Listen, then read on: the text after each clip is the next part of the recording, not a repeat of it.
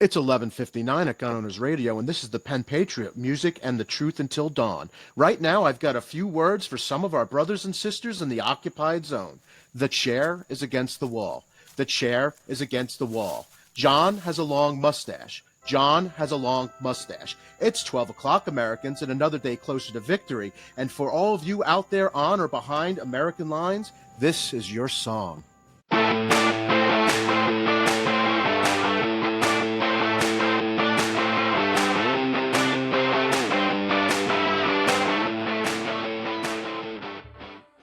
Let's talk Second Amendment. Here is a fact for you. I am the only candidate for governor in this election who is unapologetically pro-Second Amendment, has a proven history of fighting for our Second Amendment rights, and will fight the progressive anti-gun agenda. Truth matters. Guns don't commit crimes. People do. I will stop the assault on law-abiding Californians. We will eliminate the ridiculous gun roster. We will stop the taxes and background checks on ammunition. We will have a statewide standard for CCWs and make them valid for 10 years. No more mag capacity restrictions, and repeal every unconstitutional law and restriction. The 2A community can win this election on its own. It's up to you. Register and vote.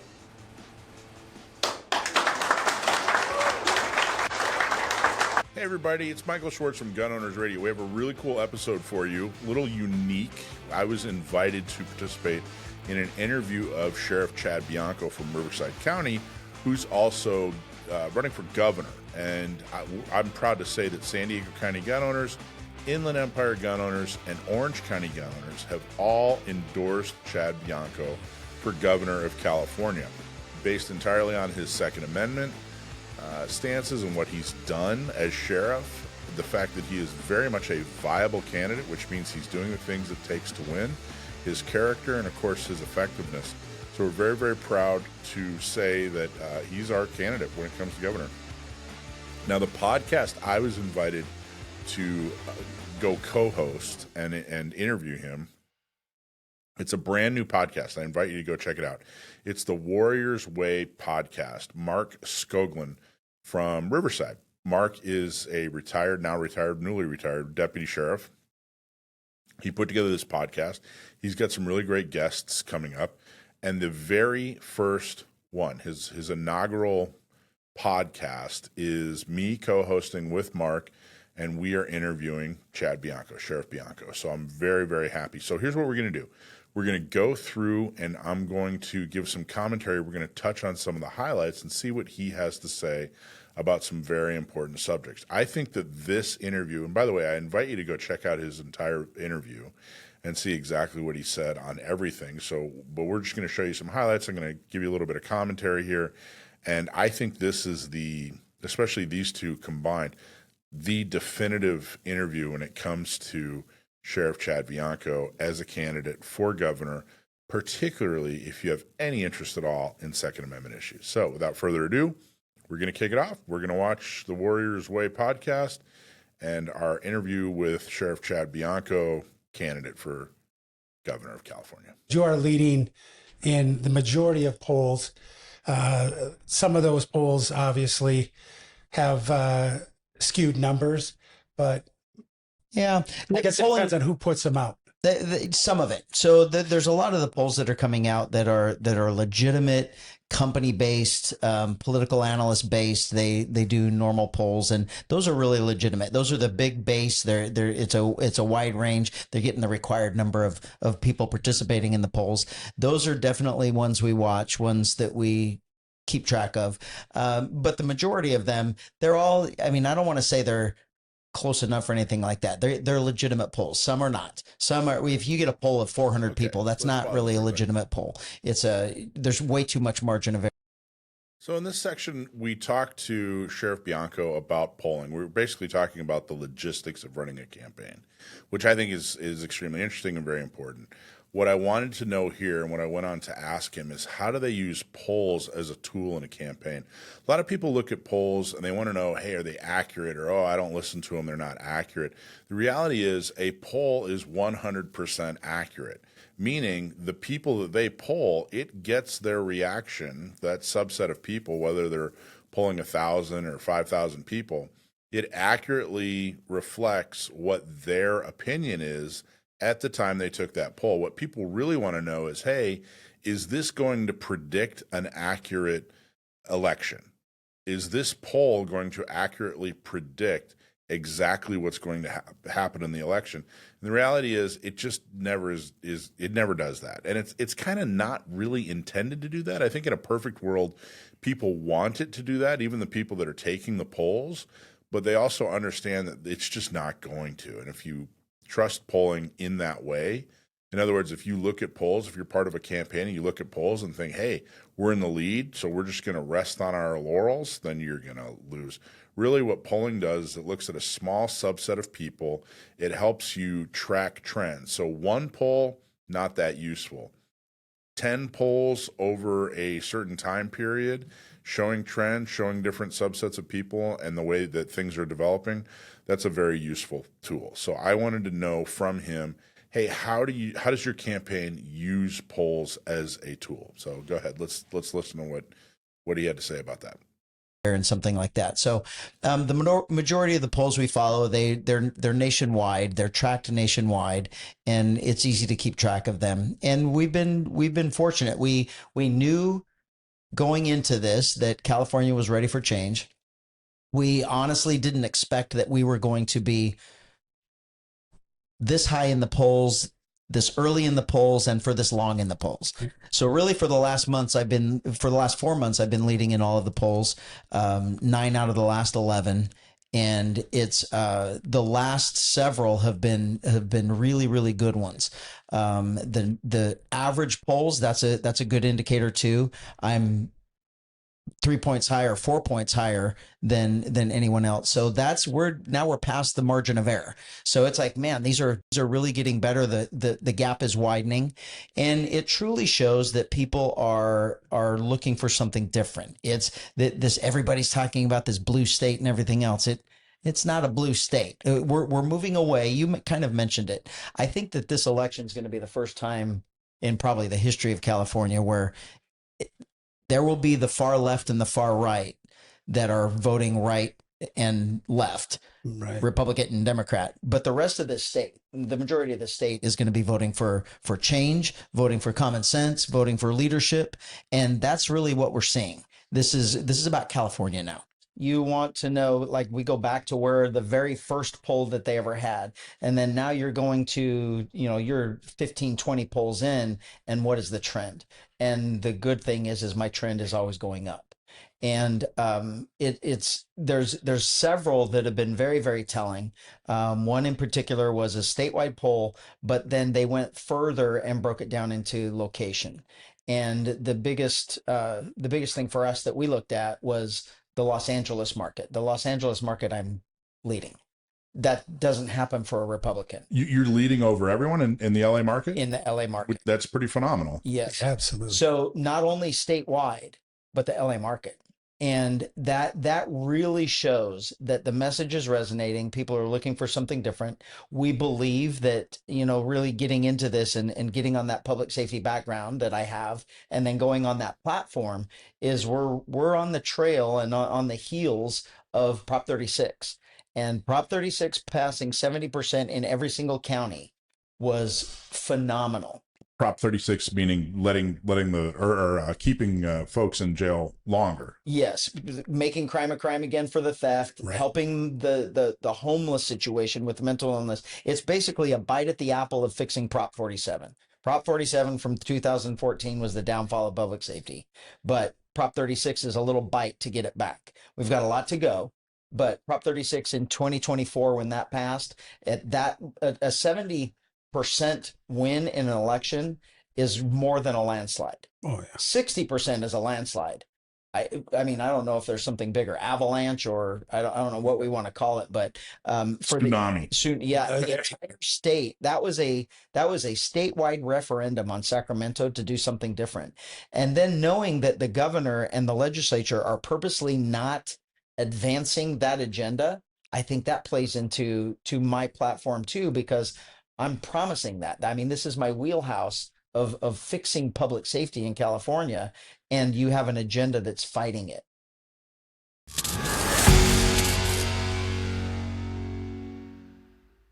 When your rights are on the line and the fight gets real, you need a lawyer who knows the deal.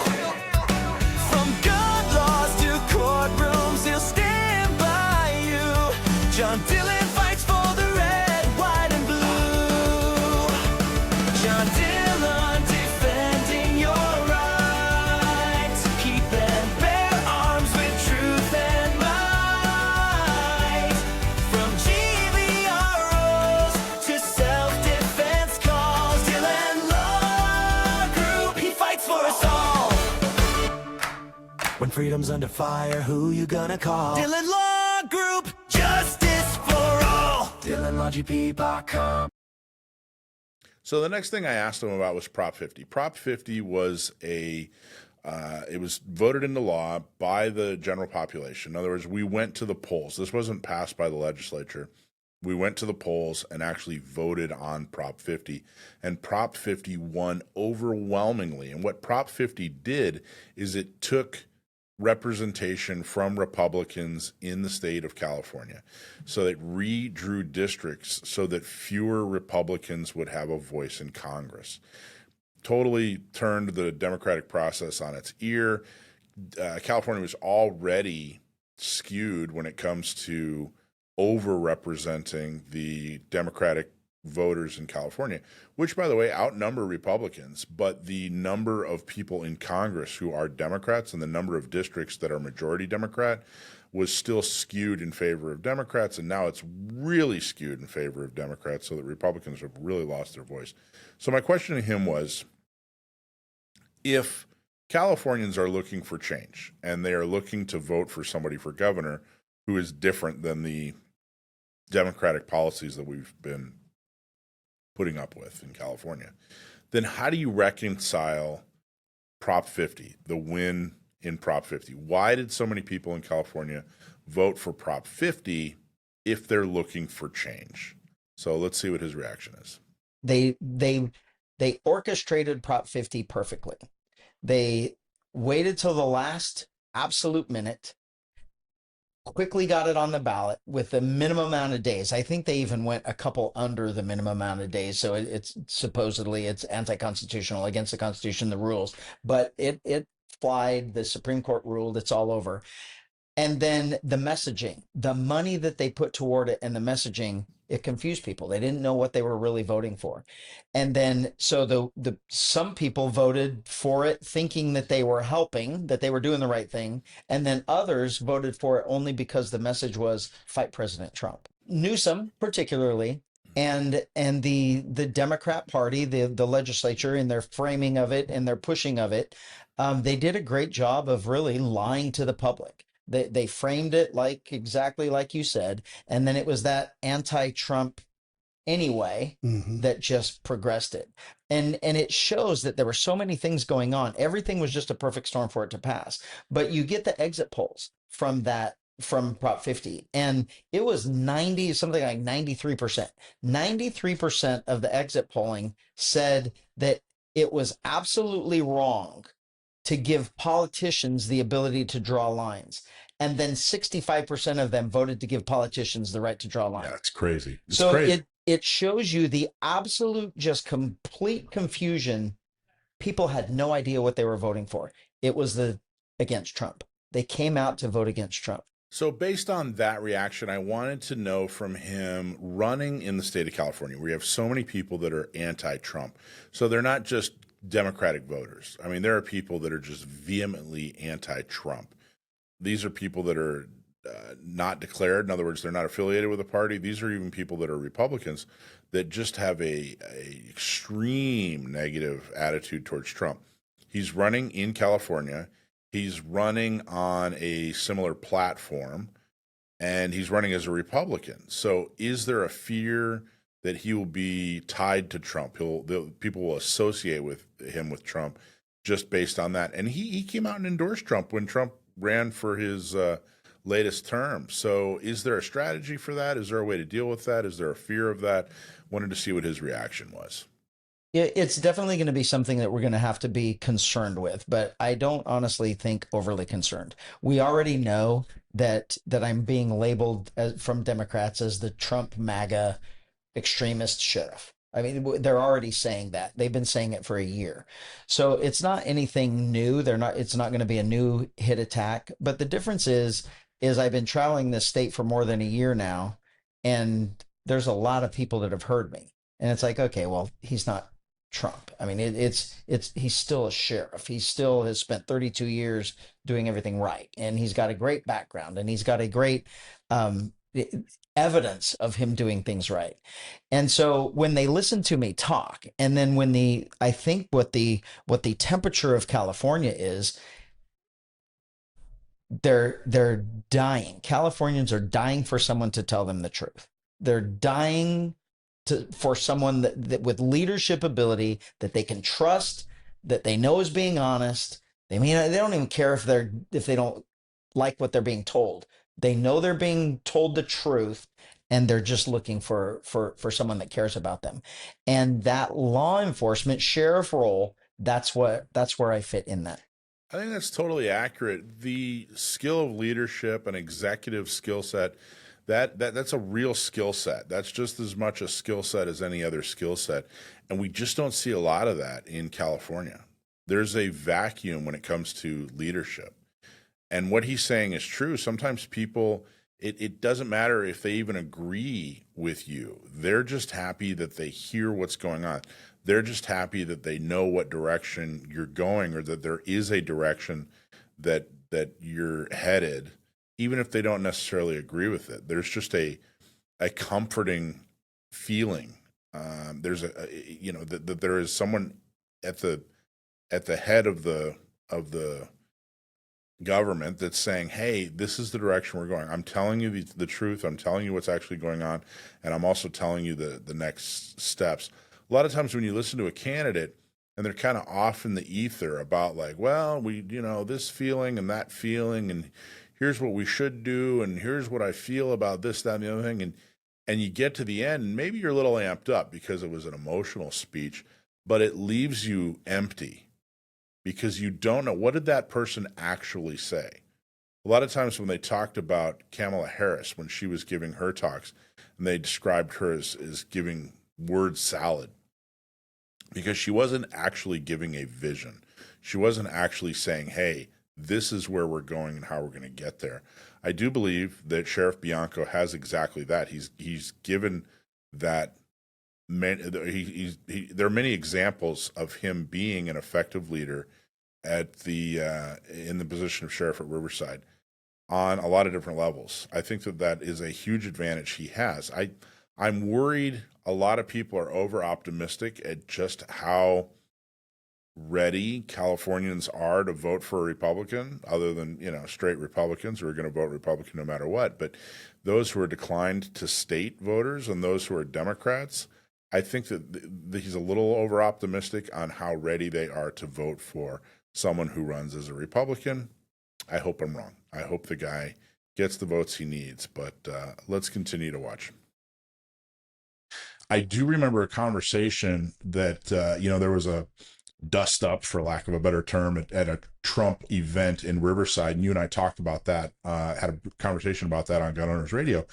And the impression I got when you and I were talking about it is that it didn't matter to you who the president was, that a United States president was having an event in your backyard, and it was your responsibility, and you took it very seriously. So it wasn't like hey, wow, Trump is coming. It was, hey, wow, the president of the United States is coming. And it wouldn't matter who was in that moment. And for everyone out there, I mean, you have to realize our desert community, Palm Springs, Palm Desert, La Quinta, that entire area is frequented by world leaders, not just our former presidents, they all come here. But our current president at the time was not President Trump, it was Biden. Mm-hmm. And so he would come here. His wife would come here. The first lady was here. Our former presidents would be here. So, and I'm telling you, my agency knows there is nothing going to happen to a world leader in Riverside County. We are not going to allow extremism and violence to bring us negatively into the news. So it wasn't about President Trump. It was a president, a former president in a presidential election that was here, and we had word that it could be.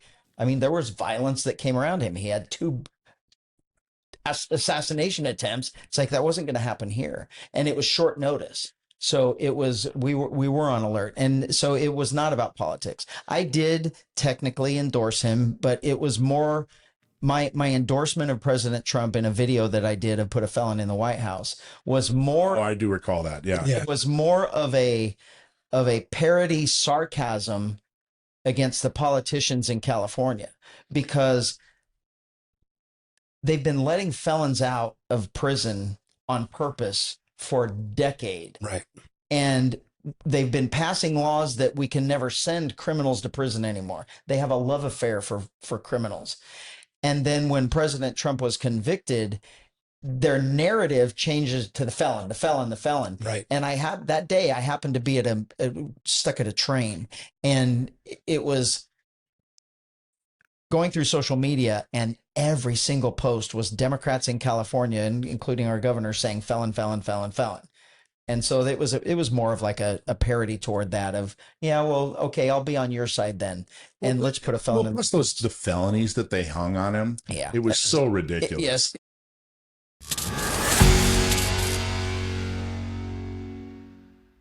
You know, there had to be something out there that wouldn't kill you while you were cleaning your firearms, right? And that's what this formula ended up, being. It actually penetrates into whatever it is you're cleaning. All right, so our product is safe on all metals, plastics, composites, rubber, wood, leather.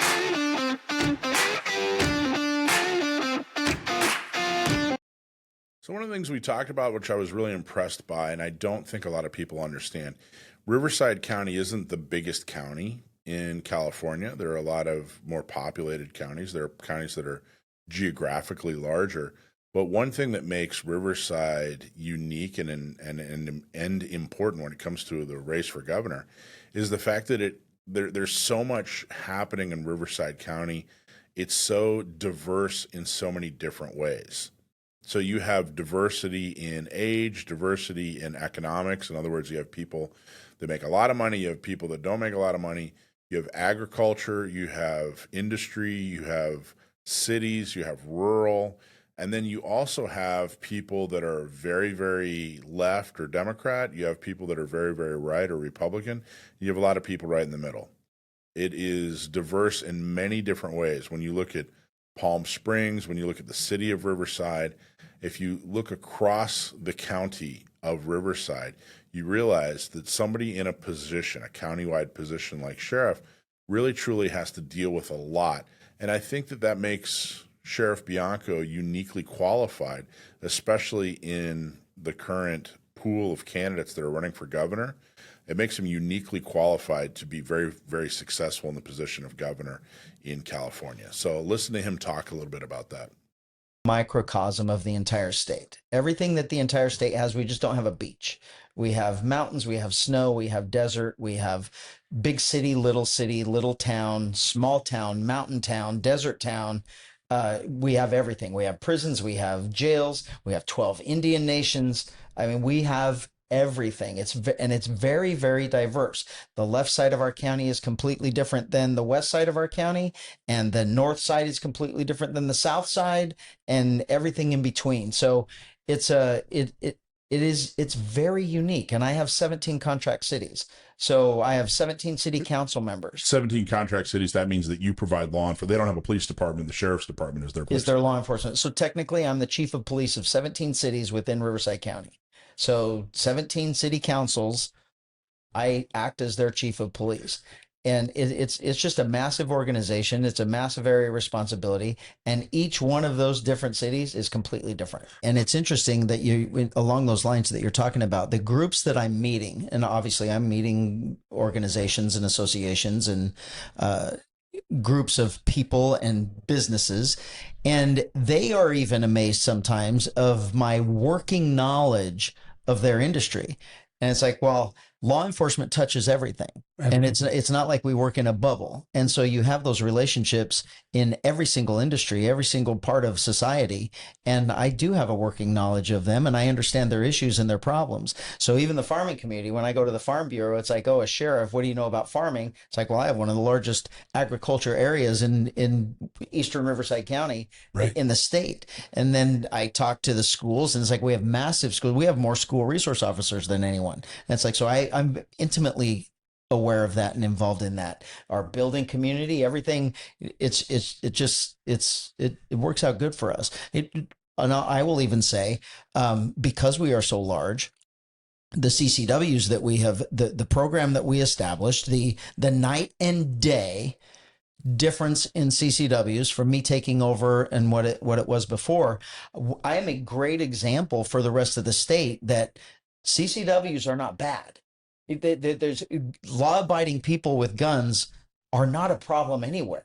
And the narrative that the state has that, oh my gosh, if too many people have guns or if too many people are carrying guns, everybody's going to, the wild, wild west. Well, it really isn't, because I've got 65,000 of them in our county, and we don't have issues. We've never had. So two of the things that are really important here is that he talks about what a positive thing CCWs are.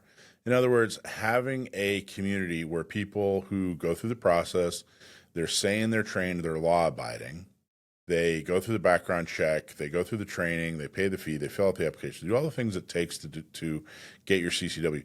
Having those people in society, their ability to defend themselves outside of the home is a good thing. And then he talks about the massive improvement he made in Riverside. I don't think people fully understand. He's as good as it gets when it comes to CCWs in California. He ran against an incumbent who claimed to be pro Second Amendment, who claimed to be pro CCW, but the reality is his predecessor just wasn't issuing. There were very, very few. It was something like 2,500 or 3,000 that were issued total. And now in 7 years, Riverside has over 60,000 CCW holders. That is enormous. And Riverside County Sheriff's Department is not the best funded. It's not, they don't have some big, huge advantage other than a brand new sheriff in Chad Bianco who said, hey, I'm going to make this a priority. I'm going to solve this problem. So he did. So both the attitude towards CCW holders and the fact that he actually issued 57,000 CCWs in a county of just over 2 million in just under 7 years or just under 8 years, that's true leadership. That's executive experience. And that means, hey, we're looking at the proof that's in the pudding here. So let's continue on and see what else he has to say. What was it when you took over? 3,200. Holy cow. So in 7 years, you've gone from 3,200 to 65,000 CCWs. Yeah. And I remember you did it pretty much like week one. I did. That was really for the majority of Riverside. Everywhere I went during that election, that's the number one question that comes up. And it was a legitimate concern for people. So I love every part of the Constitution. It's the greatest document in the history of the world for a country, and it has to be protected, every aspect of it, and including the Second Amendment. And I've always been a good or a big whether I just like guns. I grew up with guns, so guns are okay with me. They're not something out of the norm, and it was something that I had to do. And so on day one, the directive was, we're doing something different. If they're not prevented, they're going to get one. And man, we hit the floor running. And the thing is the deputies wanted that too. It's like they were just, we didn't have the direction to make it happen. So making that happen, we just went. I'll say it. Your predecessor didn't want to issue. He could have, and he didn't want to issue. Right. That's the state. And well, that was the state of affairs, or that was the state of California. That's kind of what the state is now. So, and he was no different. There's a few sheriffs that are just like me. They may not have as many, and they may not have put the resources toward it that we have, but they still issue. One of the things I was surprised about when I became the sheriff, and I've apologized to people because I didn't care what the process was, because I have a gun, and it wasn't something I needed to go through because I'm a cop, and so I have my CCW permit, and so I really didn't understand. I thought it was hard in California to get a CCW, and then when I became the sheriff, I started looking into it and reading the law. It's actually easy. The state application is easy. It's short. It's concise. It's easy information. And it's like, wait a minute. You just have to abide by this, and we're good. And I mean, we have our process that we have to go through, but that's all I did is say, just abide by that. Don't do the extras. Don't do the add-ons. And if they can get them, approve them. Everyone in the state could be doing that. Yeah. What I saw in the application, in the state application, and in the law that allows us to even apply for a CCW here. I mean, I don't want to get into that whole argument, but it spells it out. And it says in the law that you shall fill out the state application. It gives the form number and everything else. And it said, and there is no reason for any other information other than that. But then in the law, it gives each individual sheriff or police chief the discretion to add more or to request more information. And that's where it's like, okay, well, why? That's was my position. It's like, let's abide by the state law. If you're not prevented, then you'll get it. So that's that. And that was before you went in. We had that. You have the 3-page state application, and then we had a 20-page questionnaire that you had to fill out that truly was very it's like not important. It's like I don't care what the neighbors you've had for the last 30 years are, and what your tattoos are. What does that have to do with anything? They were bizarre questions that just didn't mean anything, and I just went to the bare minimum of what the state said.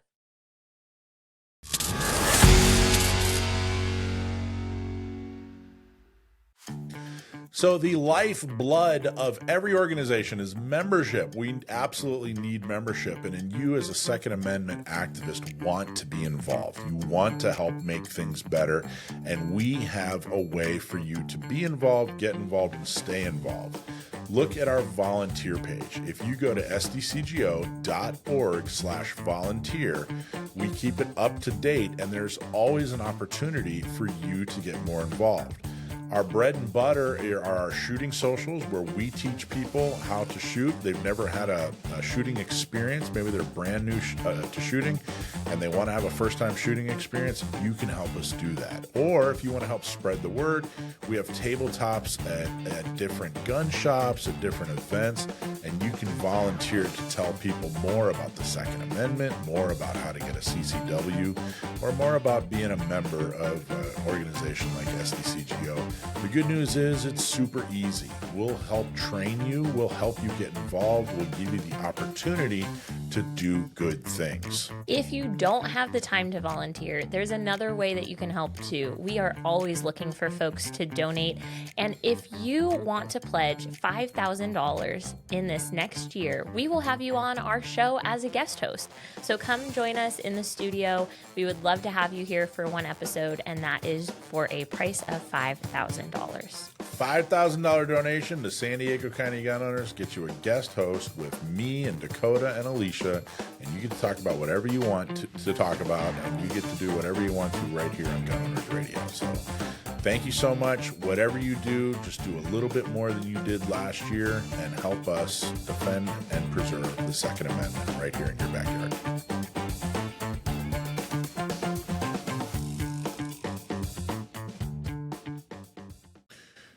That's an important point that he makes about the CCW process. It used to be that the process was heavy on the sheriff. In other words, they had a lot to say about who did and didn't get a CCW. And I think that's a lot of that's kind of left over from the wild, wild west, where sheriffs really ran the show, I think. But state law definitely gave a lot of authority and discretion to the sheriffs. SB 2, which is horrible, centralized a lot of what's going on with CCWs. But a lot of the delay and a lot of the problems that are happening with CCWs are really the fault of the local sheriffs who are issuing and the police chiefs who are issuing, because they're coming up with criteria that isn't required. And unfortunately, California is fine with that. So there are a number of police chiefs in the Inland Empire who make applicants go take personality tests and spend a lot of money and take a lot of time in order to do that. But there are sheriffs all over the place that say, all right, well, we're going to check this database, and we're going to check this social media. And if we see them doing something, we see the applicant doing something that makes us nervous, then we're going to deny them a permit or question them more, or require more, or whatever. Sheriff Bianco doesn't do that. And taking that attitude to the governor's mansion will help gun owners across California. If you are not a prohibited person, in other words, you can legally own a gun, you should be able to get a permit to carry and defend yourself outside of the home. That's the way it should be. Basically, if you are so dangerous that you can't be trusted with a CCW, then what are you doing out in public? But if you're out in public, then you should be able to defend yourself. You should be able to get a permit and carry and defend yourself the way an American should be able to. And that's your right. It's your choice. It's your liberty. And Sheriff Chad Bianco respects that. I think that's somebody that we should put into the governor's office. So I really enjoyed his commentary on that. So we went into the next set of questions had to do with what he was going to do as governor. And as I said earlier, leadership, executive, that's a skill set. That's something that is a definite skill set that Sheriff Bianco has. And I think it'll suit him well when he's governor. But the other thing is nobody else in the race has any executive experience. In other words, nobody else running for California governor has done anything that prepares them to be an executive, to lead in the way that an executive leads. The executive branch, governors, presidents, that sort of thing, they're not legislators. They're not passing laws. They're executing after legislators pass laws. They're making things go. They're basically where the rubber meets the road. And nobody else in the race has executive experience. Steve Hilton does not have any executive experience. Eric Swalwell has no executive experience. Katie Porter has no executive experience. And they're running for a position where you are the executive. You're the chief executive of the largest state in the union and one of the largest economies that the world has ever seen. And at least Sheriff Bianco has experience being an executive. However, a lot of the problems that we have here in California are legislative. So how is he going to solve legislative problems from an executive position? And we went into that pretty thoroughly. Yeah. So you set the agenda. So the governor has a lot of power. There is a lot of power, even over other elected officials. I can tell them what to do. So the attorney general, even though he's an elected official, I can direct the attorney general on what to do, and he has to do it. So there's a lot of that power within those elected, those 9, I believe, constitutionally elected positions in the state. So you have the agenda, you're wielding the executive power over those people, and then the legislative branch, you still set the agenda. So I'm controlling the budget. I'm setting the budget. I'm setting our priorities. I'm setting the agenda. And in the end, this is in a simple terms, very, very simple terms. What is every politician there? Not every. What is the majority of the politicians there? What are they afraid of? Not getting elected again. Mm-hmm. That's it. They're the majority of them, I do not believe, are there for the right reasons. They're not there for us. They are there for them, and they're there for their agenda, not to sacrifice for California to make California better. And so they're afraid of exposure. They're afraid of not getting elected again by bad exposure of what they're doing while they're there. And that's how I'm going to That's how I'm going to get it done. I'm not afraid of a camera. I've already promised the media, all the media in the Sacramento Valley, I will do daily updates on the steps of the Capitol of what happened the day before. And I will tell them name by name of who's doing some good work for their benefit, for their community, for the state as a whole, and who's the obstructionist, and who's introducing ridiculous legislation that's going to harm whatever it is, or it's going to have an unintended consequence for half of the state. It's beneficial for half, but not the other half. Well, you can't have a law that does that. And that's really the dilemma that we're in and the problem that we're in, because one party rule, they just get everything that they want and they high five each other and say, what a great idea. But there's never a thought of how it is going to negatively impact someone else. So when that exposure happens, they're going to be forced to do what government was supposed to do in the first place, and that's negotiate to get the best deal.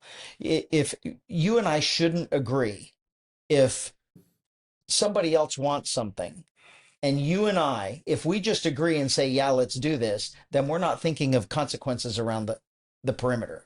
But if you and I disagree, you're going to give me the reasons why it can't happen. I'm going to tell you why it should. And then we're going to sit here and argue until we figure out, hey, that works now.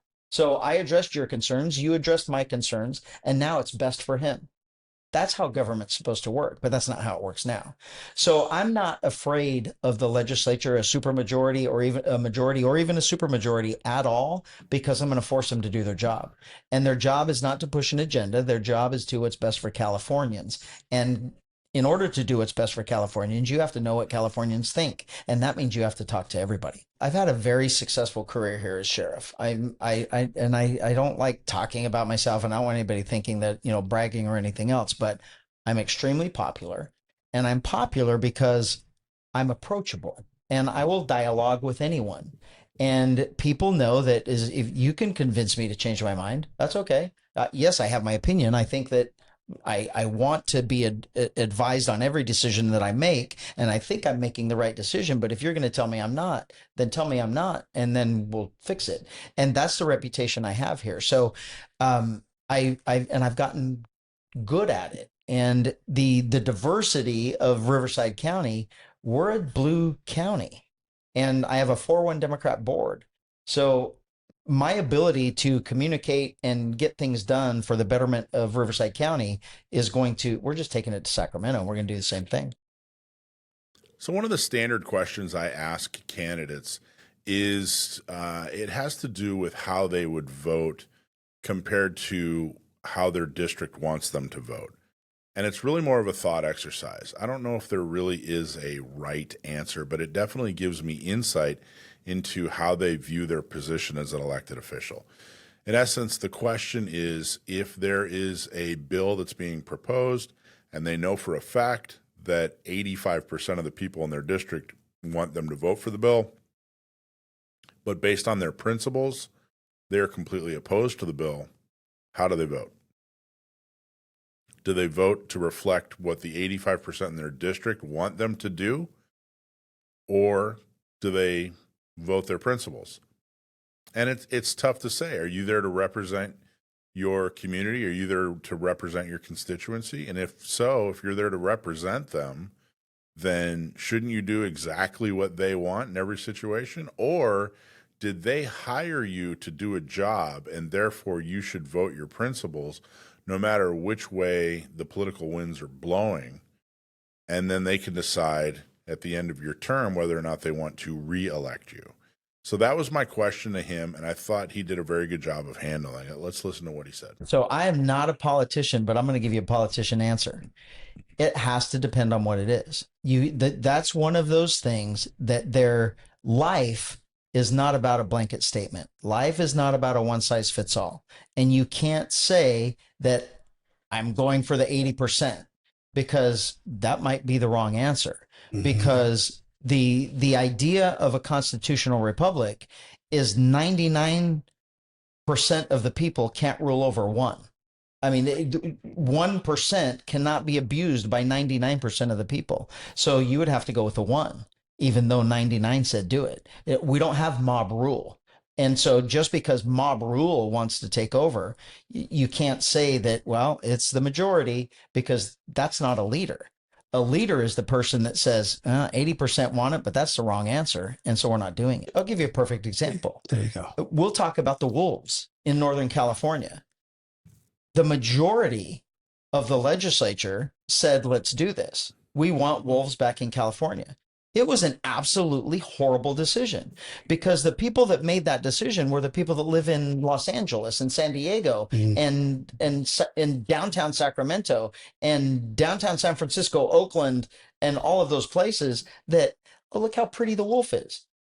And then the entire rural area of the state said absolutely not. And they did it anyway. And now we have a disaster of wolves just destroying livelihoods, stock, cattle, dogs, horses. God forbid we have a person that's attacked by a wolf.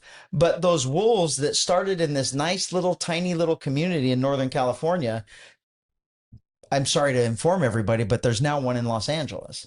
I saw that. An actual wolf in Los Angeles. Yeah. I saw that. And it's all fun and games until one of these Hollywood people lose their dog or lose their horse or, you know, something. Or wears a Red Riding Hood outside.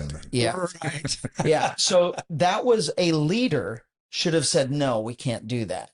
Or if they're going to do it, then the leader has to come against the environmentalists, the activists, and say, but we are going to manage that wolf herd. We're not, or that wolf, we're not going to let them come in and then just completely take over California again.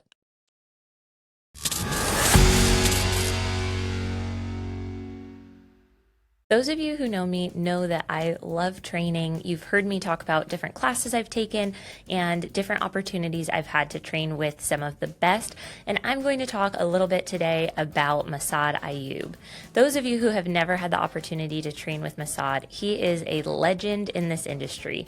He was a former police officer. He has a ton of experience with deadly force, and he has a phenomenal instructor program called Deadly Force Instructor. I went all the way to Detroit back in 2022 to take this class from him, and you guys are super lucky. He is going to be coming to San Diego, so you don't have to travel far to get into this class. One of the things that I really appreciated about this class is the opportunity to do a mock trial. We got to actually play different roles in this trial, figure out who gets acquitted or not acquitted, and just deal with all of those repercussions as if they were real. So we had lawyers in class who were, actually debating their client's case. We had different witnesses go on the stand. I got to play the daughter of one of the characters on the stand, so that was a lot of fun. But it was just a great opportunity for us to experience how a good attorney can really make or break somebody's case. And we've seen this time and time again in the Deadly Force Instructor class. Sometimes you have an attorney who gets you off, and sometimes you have an attorney who doesn't. So it's a good opportunity for you to recognize how important the law process is and making sure that you have a good attorney. It's also a great way to make sure that you're teaching your students the best, most well-practiced pieces of the law. So for example, in class, Massad Ayoob will go over a ton of different cases and do some case studies on how these cases turned out so that you can go back to your students with some real life knowledge of how these things played out in court. One of the biggest takeaways for me in this class was the amount of knowledge Massad Ayoob had. And this guy knows so much about so many things. I took probably 8 pages of notes in this class, and I was able to come back to San Diego and I really revamped my entire CCW curriculum based on what I had learned. So not only is it real life data from actual shootings, actual defense situations, but it's also just a wide breadth of knowledge from an instructor who has literally decades of experience in this topic. I really enjoyed the class, and I think you would too. Go ahead and join us in San Diego if you are an instructor wanting to make sure that your students are getting the best information about deadly force and use of force. And if you're a defense attorney and you want to get a little bit of experience in a classroom with a bunch of folks who have the potential to use a firearm for for protecting their own life in the future. So it's a great opportunity for you to learn about deadly force, being a better instructor, and being a better attorney. So we talked about the tactics and the logistics of his campaign. We talked a little bit about guns and how he makes his decision and what his viewpoint is on people's ability to carry for self-defense. The next thing I wanted to know is, what are the nuts and bolts behind how he's going to make it better for CCW holders in California?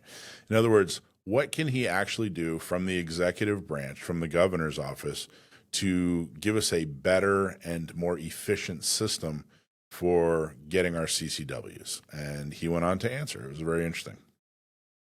We're going to make it easy as possible. I think and I'm a forward thinker. So it would be very easy for me to, put it all under DOJ, put it all under the governor's office or something like that, and have the state manage everything so everybody's abiding by the same thing. But then the problem with that is you make that happen, and then in 8 years when I'm no longer the governor, then you have somebody that is like, oh, nobody's getting them anymore because it's my discretion. So there's always that move, the legislative move, to go to a shall and change our constitution to a shall issue, and which it probably should be. That's not an end all, but when you have individual persons, individual chiefs of police and sheriffs that may have differing opinions, the Los Angeles sheriff in particular, I mean, that you can, and it's like my former sheriff, he can say he wanted to all he wanted to, but he didn't. And then the LA sheriff, you blame it on budgets or whatever, but it's a constitutional right, it's a responsibility, and that's a lot of people put you in there and voted for it. So it's going to have to be a whole bunch of people from both sides in a room with a conversation with me so I can decide. But I think there has to be a major revamping of the CCW process, because you living in Los Angeles shouldn't punish you from the issuance just because you live 30 miles away from IEGO. Absolutely. We should be changing the old policy to update it to modern technology. I can tell you instantly. So why are we not using that technology to the point of where DOJ could be eliminated? We could eliminate DOJ. Why is DOJ involved? You could come into my CCW unit. They could do the entire process right there. DOJ. Technically, you could come in and walk out with your CCW. Why can other states do it? Walk in, walk out. Because they're utilizing those databases and saying, yep, you're okay, and you're off on your way. But we're prevented from doing it. I'm just thinking maybe one thing that you could think about when you do become governor is have it be, instead of a separate CCW license, like, hey, I'm a donor, it's right on my driver's license. Have it attached to your current California ID. Yeah. See, as long as we came together and everybody was talking about it, and you come up with good things, and even like if for us, we're going to come up with a policy that we want, but there might be something that we're not thinking of because we're all in the same mindset. And we should have somebody that doesn't want CCWs just so we can hear them, because they might say something. They might say, well, that's a bad idea because of this. It's like, I didn't think of that. So, okay, we won't do that. That's why you have people with differing opinions. Sure, of course. When you're coming up with a sound policy that's good for everybody. But it's broken. I think it's broken. I think ours is working great, or we're doing the best we can with the system we have, but it's certainly not a perfect system. So for me, why are we not trying to make it perfect? Well, it's still the fastest and number one in the state. I can just tell you that. Yeah, I tell people, I more often than I should probably admit, I point out, well, Chad's doing it. How come you can't do it? When I run into for my other fellow sheriffs that are listening, there's a bunch of sheriffs in the state that issue. We meet regularly, and there's some good ones out there. Orange County does a good job. Kern County.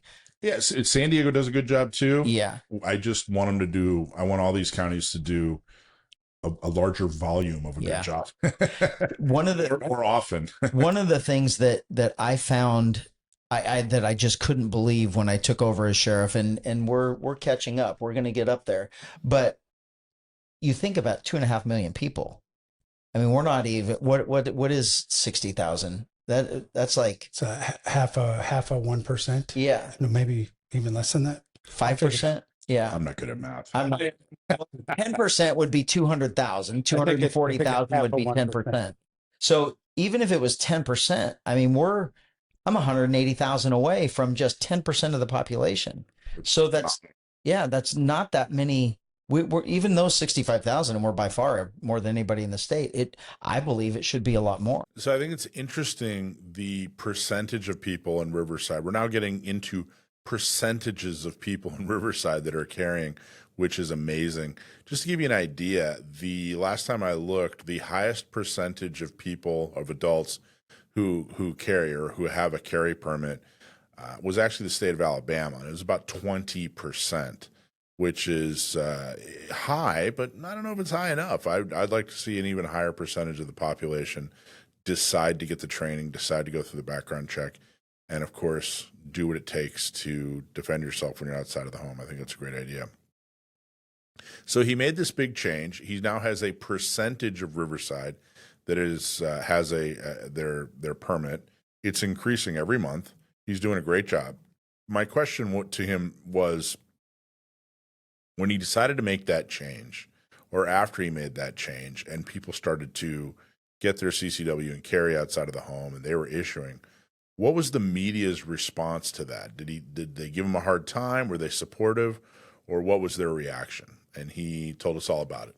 None. I mean, in the very beginning, it was the whole same silly comments of it's going to be the wild, wild west, or you're going to be responsible for the death. And it just these crazy things, the propaganda that is forced upon us that is just completely untrue. That's what the media said. And I ignored it, and I knew it wasn't true. I knew the truth of CCW, that there will be less problems, not more. Mm-hmm. And so we just went with it. And then because there is nothing, and then you never hear anything about it. I think out of 65,000, I think we've had 5 actual uses where someone actually had to protect themselves or someone else with a CCW, and they're all legitimate. We haven't had anybody that abused their CCW permit. The Attorney General likes to say that someone had it suspended. Well, we suspend them all the time. And for example, if you have a CCW permit and you get arrested for a DUI, we're going to take your CCW permit until your case is adjudicated. That doesn't mean you did something wrong with your CCW permit. We're just, it's just that's what has to happen. But he uses that as saying, well, how many crimes were committed? Well, that's a false stat. Right. And another one is like a DUI. Yeah. Because DUI, generally you get probation. You can't be on probation and have a CCW. Correct. Yeah. So that's interesting. So they use those stats. Yeah. But it's just we're gonna fix the process. I think we did a great job in Riverside County. I think we, even for you, this is your business. This is this is just, you're in this. You're considered an expert in the state, and so to hear you say that we're doing a good job and we're an example, well, I can do that for the whole state too. But I just don't know what that's going to look like, because the current law gives the discretion to each individual sheriff or chief. So that law would have to be changed. We would have to amend that. So let me talk a little bit about SB2. SB2 was the bill that passed last year that basically centralized CCW issuances. It also changed where you can and can't carry. That was the big part of SB2. It essentially said, hey, there's no place outside of your home that is a place where you can carry. Every place outside of your home is now a sensitive area. But it also, above me, that's what SB2 is mostly known for. But it also centralized the way that CCWs are issued. Basically, the state has a lot more control over the way CCWs are issued. Nothing good came of SB2, and I wanted to hear his thoughts on SB2 just to see where he stood, and here they are. Yeah, nothing good came out of SB2. SB2 was another perfect example of the embarrassment of an attorney general that we have in California, because the person that's supposed to be responsible for law enforcement is just an absolute liar. He's just a dishonest activist that got put in a position of power that has to do with law. And he spent the entire night, who knows what he was bribing people with, what he was promising people with, what the negotiations that he was going through, trying to make sure that that thing passed. And it's horrific. It is, I mean, it is absolutely anti-constitutional, or anti-constitution, unconstitutional. And the only reason they did it is because of the ruling. And so you get a Supreme Court ruling, and so they immediately go to somehow get a workaround, not caring about the Constitution. They even said it. They said they don't care. They're going to do it anyway. And then they just hope that they somehow prevail in court. And so now somebody's got to be a victim, and now you go through a years-long process, but they win because they're defending it with your taxpayer money. They don't care. They don't care how long they defend a frivolous lawsuit or an unconstitutional law, because it's not their money. They're not ever responsible. So the next thing I wanted to talk to him about was red flag laws. And really the red flag law in California that is most concerning are the gun violence restraining orders. Gun violence restraining orders, in essence, you accuse anybody of just about anything, and if they're a gun owner, they're going to take their gun away and then make them go to court and prove that they can have their guns back. It's been used horribly. It was presented to the voters as a stopgap or as a safety net. In other words, if there was an absence of law that would help law enforcement stop somebody from committing a crime, and they were pretty sure this person was going to become dangerous, then the gun violence restraining order was supposed to assist them in that. In other words, if somebody was sending up red flags that, hey, they're going to do something destructive, then this gave law enforcement a tool to go after them and take the firearms away. That was the reasoning. That's what they said they wanted to accomplish. And I think a lot of reasonable people bought into that and thought that that was a good idea. What's happened since is that they now use gun violence restraining orders basically as standard operating procedure. If anybody's got a gun, then local DAs and city attorneys are falling all over themselves to issue gun violence restraining orders. They're trying to use these gun violence restraining orders to take as many guns away from as many people as possible. This isn't my speculation. I'm seeing this all the time. So law enforcement gets used in this situation. The gun violence restraining orders in a lot of the situations, law enforcement has to issue these things. So, in other words, they get issued or they get initiated, and then it becomes law enforcement's responsibility to issue these things. Not always. Sometimes law enforcement initiates them as well. The whole process is screwy, and there are nowhere near as many protections for gun owners as there should be, if this thing is even going to exist, which I think it's proven that it should not exist. So I wanted to hear his response or his thoughts on red flag laws, specifically gun violence restraining orders. There's a section in here where he gets a little confused on what type of protective order I'm talking about, and it gets a little murky. We start talking about domestic violence. Listen for that. He course corrects and gets back onto gun violence restraining orders, but check it out. I think he had some good insight as to what is happening and what needs to happen. There has this is another one of those. You can't have a blanket statement. You have to have every individual case has to be treated unique, because it's different people involved. There's different circumstances involved. And the way they have it now is it doesn't even have to be true. I mean, and now this is our work. I mean, there's nothing worse than domestic violence. There is nothing worse than divorce for a law enforcement officer, because when we go to those types of things, it's like my husband or my wife did this to me. It's like, holy moly. It's like, oh yeah, we're going through a divorce. It's like, okay, so now we have the motive to not be telling the truth. Right. And we know that that's a question we ask. Are you married? Are you separated? Are there problems? And then we want to know what the issues are. Because if we know that there's a divorce pending, chances are somebody's lying. Somebody's not going to be telling the truth. It happens in kid issues with just treating kids horribly and the whole battle with things like that. And it's because of divorce. So in a divorce situation, you have a husband or a wife saying, they threatened to kill me. And it's okay, well, here's my domestic violence restraining order then. And now we take away all your guns and good luck getting them back. It's a broken system. So I went over, I next asked him the process of the gun violence restraining order.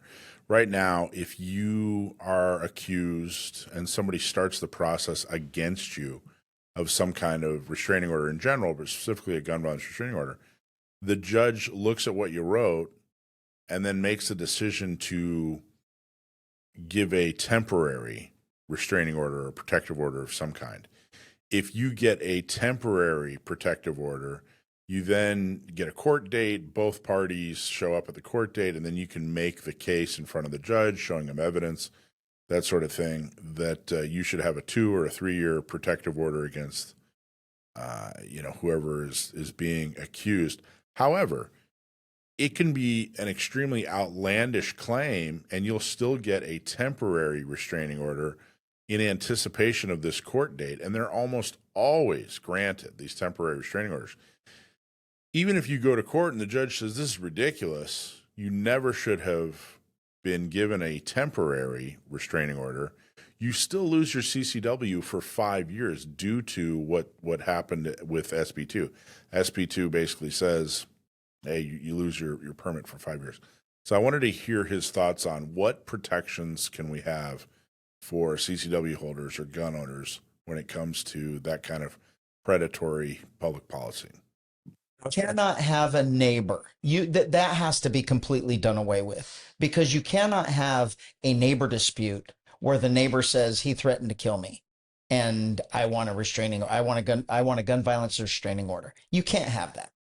That can't happen. That is a law that was put into place that is just another tool to make sure that people can't have guns. Right. Because when it is that subjective and no proof, there doesn't have to be proof. It could just be, I think he's crazy. He's crazy and he's going to kill me.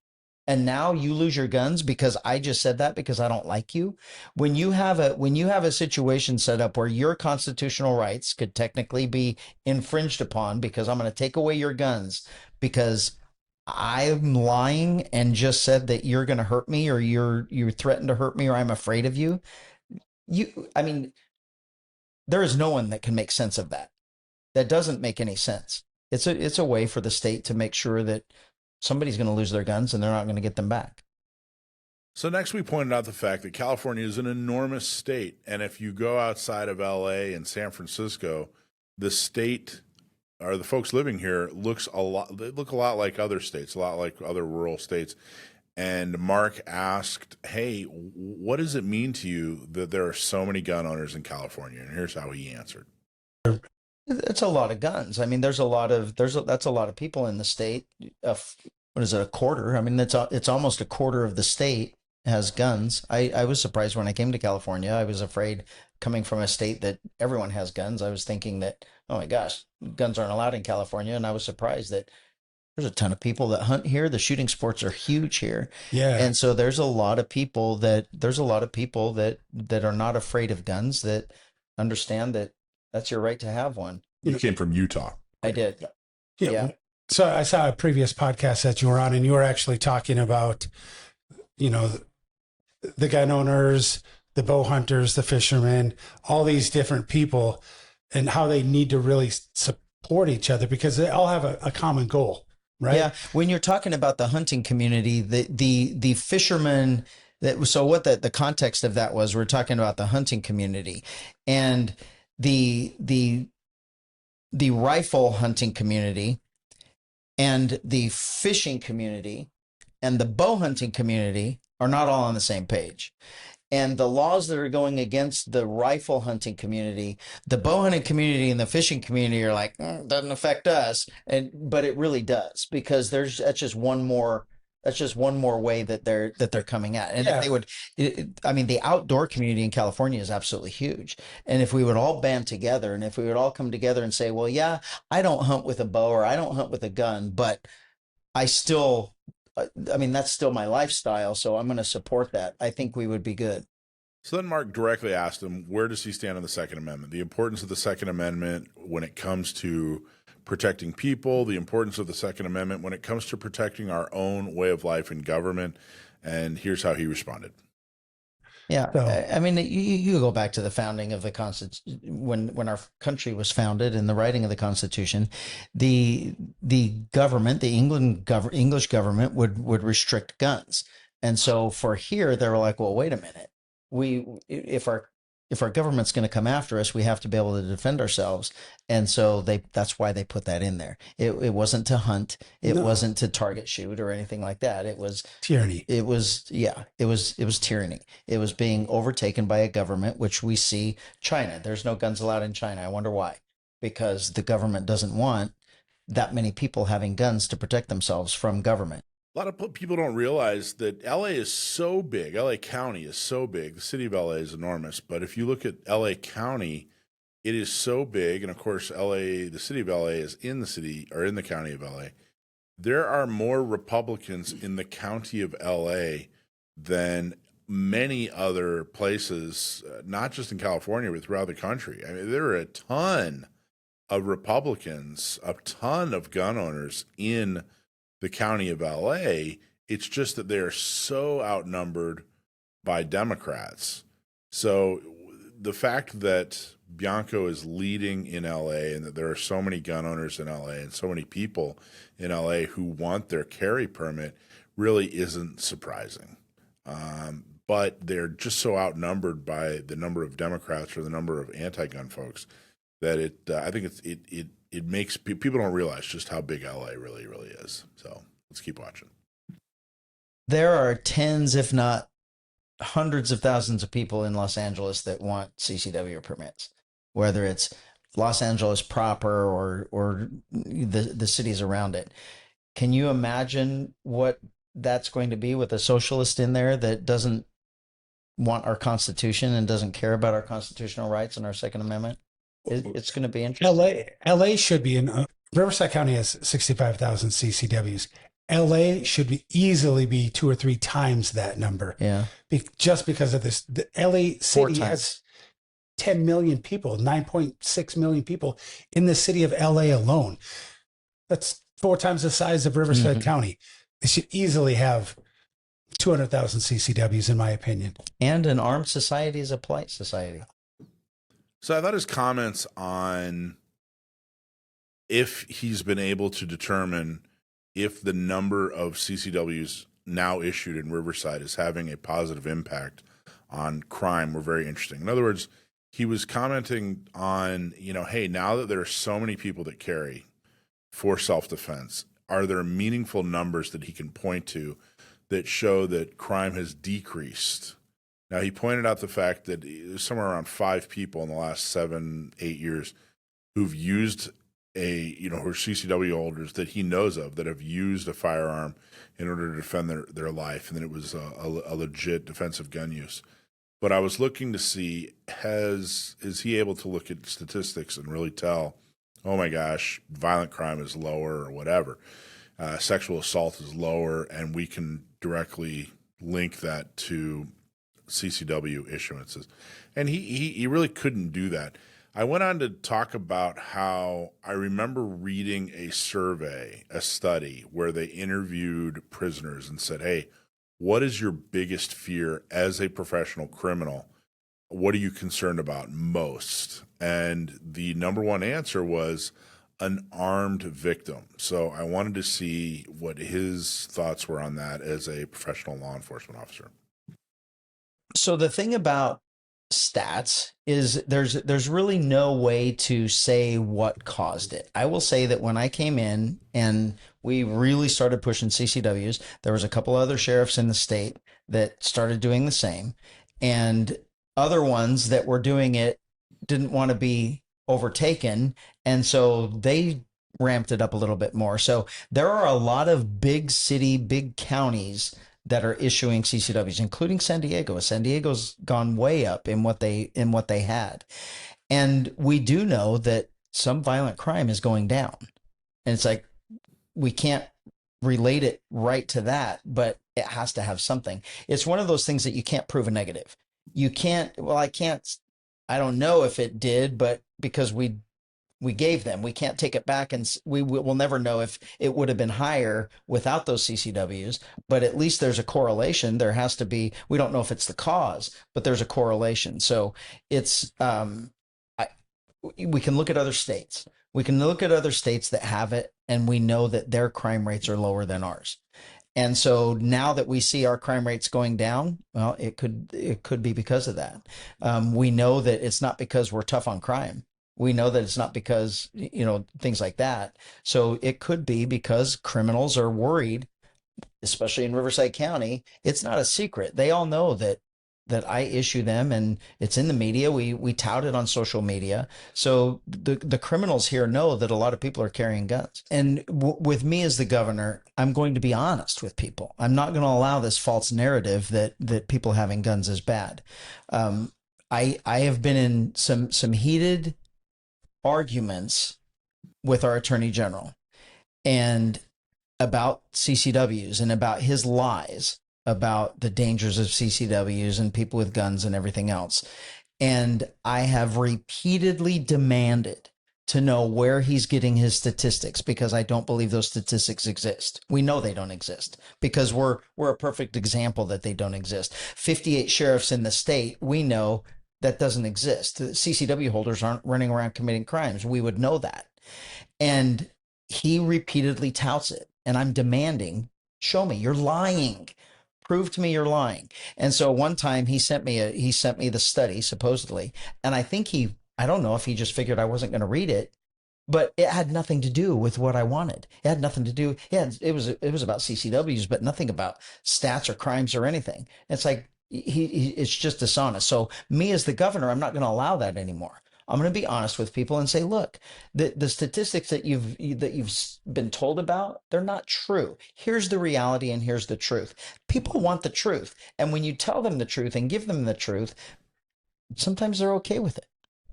Now, you're pro Second Amendment, but I've heard a rumor that you're anti Third Amendment, and you do think we should quarter troops. Could you address that, please? I'm just kidding. That's the only amendment that everyone agrees on, is that third. There's no controversy there. Yeah, absolutely. And I am and always will be a defender of our Constitution. And cops, I don't know of any cops that aren't for the Second Amendment. I don't know any. Well, maybe in LA. I could do a whole hour podcast on that alone. There are some. I mean, law enforcement. You guys are just like anybody else. You got some. There's a diversity in thought. Yeah. I've definitely run into some antis that have a badge. But so my point is, I am 100% for the Second Amendment. I'm for every amendment. And you're going to get some of my detractors that are going to say that I'm anti-Fourth Amendment. Absolutely not. I am a staunch defender of the Fourth Amendment. I never, ever, ever want to violate your Fourth Amendment rights. Talk about why is that important to you? It's in our Constitution. You absolutely have a right to not have your stuff taken from you by the government, or searched or anything else, searched or taken from you by the government. And as cops, we have to walk that line of, we can't violate your rights. We have to protect the public, but not at the expense of your constitutional rights. So he talks about rights. He talks about the Fourth Amendment. He talks about what it's like being a cop. And I had a question for him. If I were a cop, if I were a police officer, I think I'm a good person. I would want to protect as many people as I possibly could. I would want to solve as many cases as I possibly could. I would imagine a police officer, most police officers believe that they're very good people and that they're not looking to abuse their rights or their authority or anything like that. It's probably very tempting for police officers to violate people's rights because they know the person is guilty, and if they can just get the evidence or they can just get this person to confess, then they can get them off the streets and other people will be safe. I would imagine that's tempting. I would imagine that people's egos would say, hey, I'm a good person. I'm trying to do a good thing. You know, I'm just going to skirt the law just a little bit. I'm going to bend the law. I'm not going to necessarily break it. So I wanted to see what his reaction was to that. How do you deal with that as a law enforcement officer? And it led to an interesting conversation. I'll tell you how I deal with it, how I have a perfect example of how I dealt with it, and how I hope many, many, many more cops, if not all, I wish all did, just like this. So I was a deputy. I was a dope cop. And I got an informant that I knew was telling me the truth. I knew it was good information, that this person was delivering drugs at a time from point A to point B. And we had already been trying to find this person. We suspected he had a drug lab, and we knew that he was selling meth. And so now I get this information that somebody ordered up some meth and it's being delivered at this time in this vehicle. It's the suspect doing it. And so we went and I waited. I saw him drive by. I got behind him. Eventually, everyone does something wrong. There's always a reason to pull something over. You don't stop. You don't signal. You something. So I pulled him over, and I knew there were drugs in the car. So I contact him. Driver's license was good. No probation, no warrants, no nothing. I asked him if he anything illegal in the car. He said no. I asked him, oh, well, you don't mind if I search then, right? And he said, no. I know you can't. Yes, I do mind. You can. And so I tried to talk him into me letting me search his car and everything else. And he said no. And I had to let him drive away. And in my head, it was, I know there's a massive amount of drugs in that car, and I can't get them. And if you could just violate his Fourth Amendment right, rights, you know, and I would imagine that's a struggle. It was a struggle, but the way you reconcile it is, I'm eventually going to catch him. This time he got away. I cannot violate his rights. So And it just as a good happy ending to the story, I arrested him for drugs and a meth lab. You got him eventually. So Mark then asked him, what is his message as a candidate for governor to people that are disenfranchised and are going, hey, I can't get through the process, or the process takes too long, or it's too expensive. Therefore, I just can't get a carry permit, or even if I get a permit, I can't carry anywhere. And he went into some detail there. We're going to, do things I'm going to hijack that question, and I'm going to answer it. And I hope everybody answers this. And we haven't talked about this, and I've heard you mention it briefly, but not pointedly. You mentioned it earlier, just about the number of gun owners in California. If gun owners would vote, we would win this election hands down. Amen. Yeah. Amen. Yeah, there is, and it wouldn't even be close.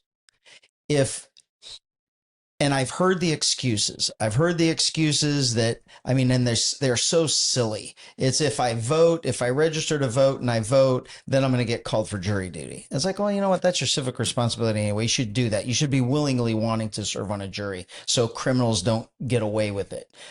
Things like that. But then it's like, I don't want the government to know where I live, or I don't want the government to know I have a gun. It's like, we know all that anyway. We know you have a gun. We know where you live. No one's coming to get you. It's all of these excuses of why they're not voting. But the reality is California government is looking to take their guns away from them. And you have the opportunity to put a governor in that position that wants you to be able to have guns and wants you to be able to have CCWs. We have to vote. I wish I could reach every single gun owner and just convince them of the importance of voting, and we would walk away with this. It's way past time. Everything is being affected inevitably. Everybody's affected, and you have a gun, and your principles and your values align with me, and I'm going to help you in that process. It should be a no-brainer. So then we went into where are the lines? What does the Second Amendment actually mean? Is there a difference between shall not be infringed and CCW, or what are his thoughts on that? And it led to an interesting discussion overall. So let's listen in. I think there's a fine line, and I get this asked a lot. So the Second Amendment is your right to keep and bear arms, and I mean, we don't have to go over that. But I go back and I love history. So I go back to the forming of the country. The country was formed. The Constitution was written. California, the West, didn't exist yet. So the West, it moved west.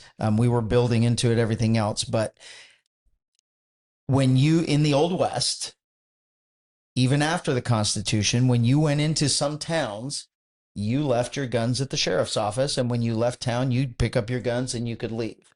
So there was always a form of some type of gun control for safety. So you can't say that there was that this my right to keep and bear arms can't be infringed, because there's always been certain circumstances. So the carry thing is, I mean, it's a good question. It's a constitutional argument.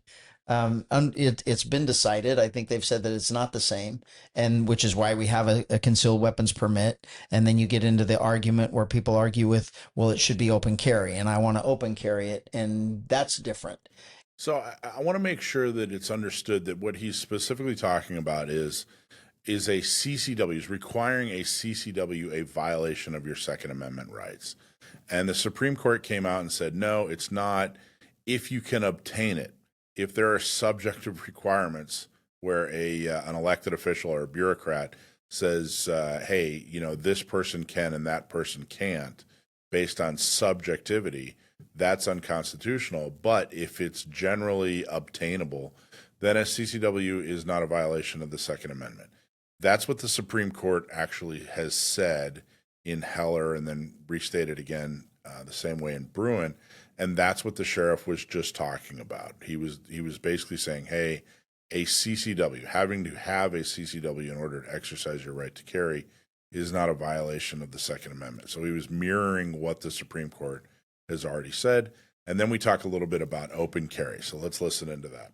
If you think like a criminal, if I'm going to rob a gas station and I walk in to rob the gas station, and I see the person that's paying for their gas and he has a gun on his hip, that's the first person that I'm going to shoot. Right. If I don't know he has a gun, I'm going to point my gun at the clerk, and that person can back up, and now he can protect the clerk and everybody else, and he can end that situation because it's concealed. Right. Really, I think did you want to say something? I was just going to say, tactically, I don't think I would ever open carry. I've open carried in, like, when I'm hiking, that sort of thing. But tactically, what you guys are describing, So we talk about open carry, and a lot of people think that the opposite of CCW is open carry, and that's not necessarily true. In fact, in California, if you want to open carry, you actually have to get a permit to open carry. They're two slightly different things, and in the gun community, the open carry folks and the CCW folks are often at odds, but they're not really truly the opposite of each other.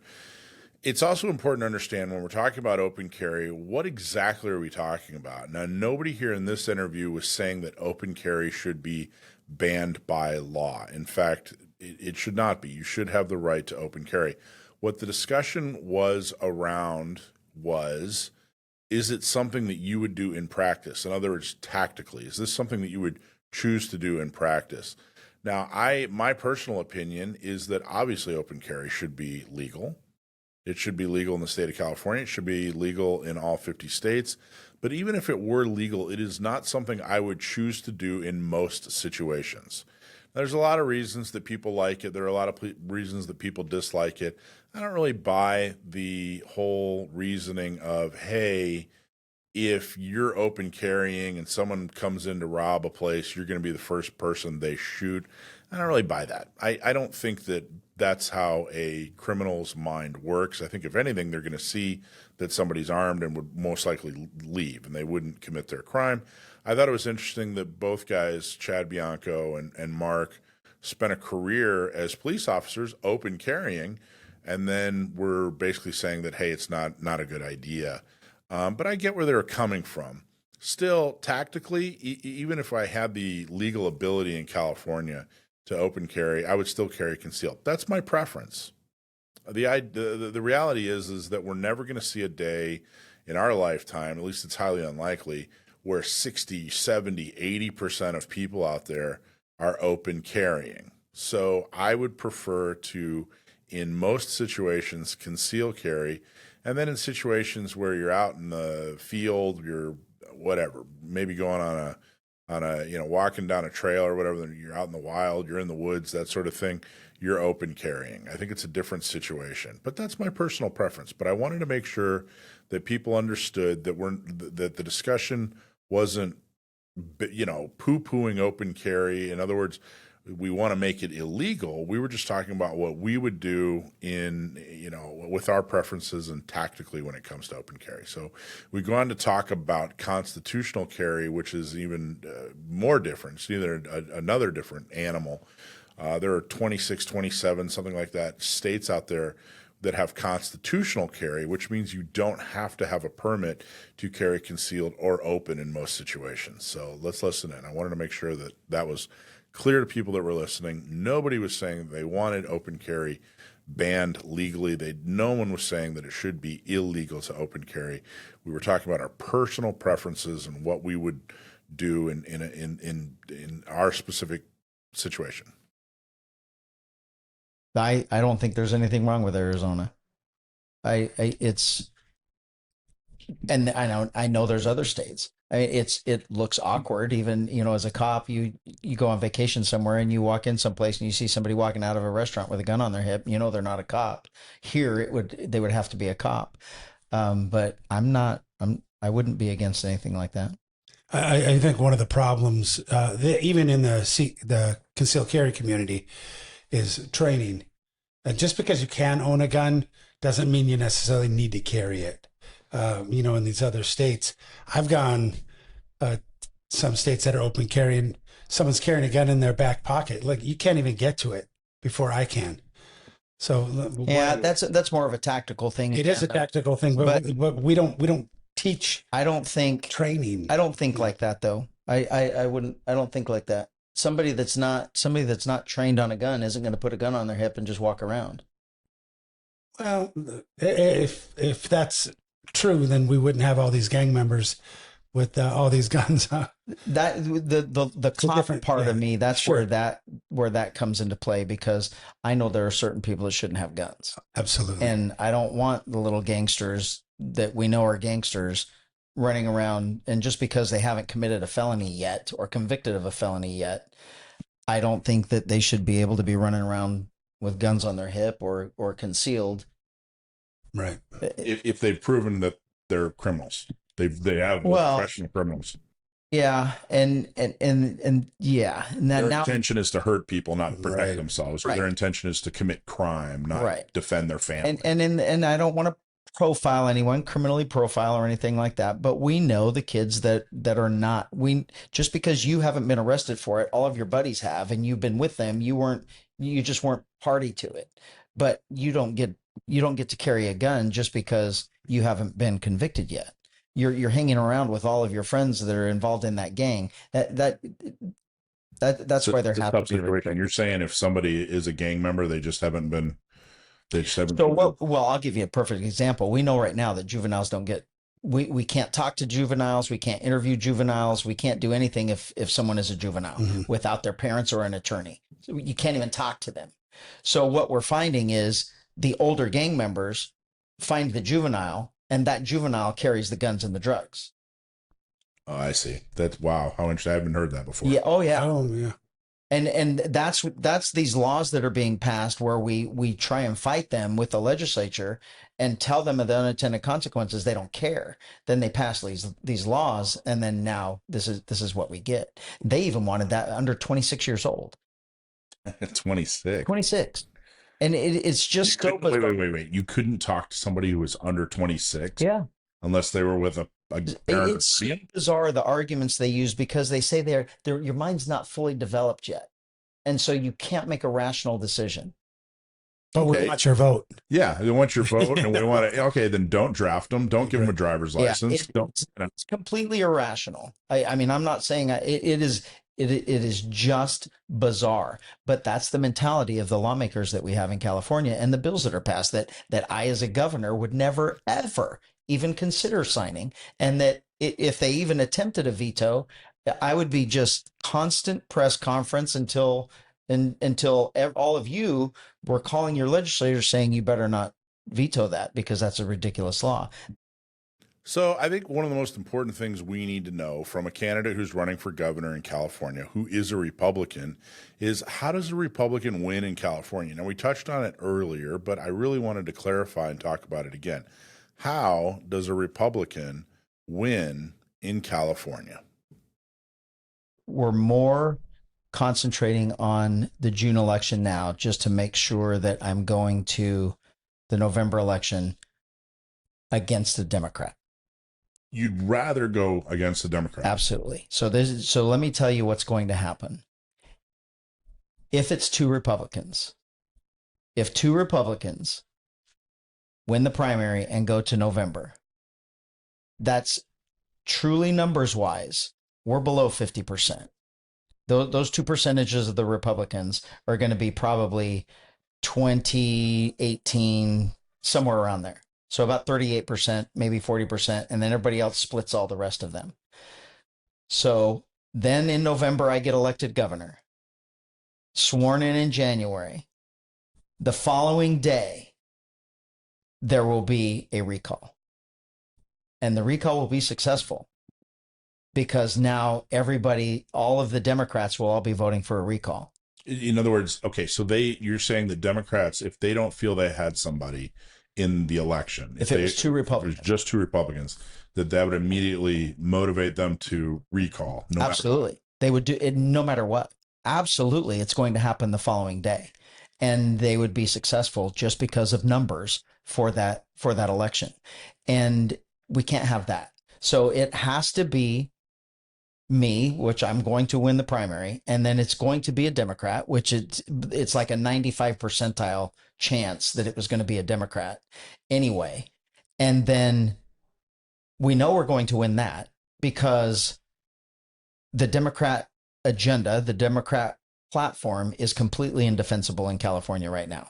So we're going to have as many debates as possible. They're not going to want to do any. We're going to have one a week if we can.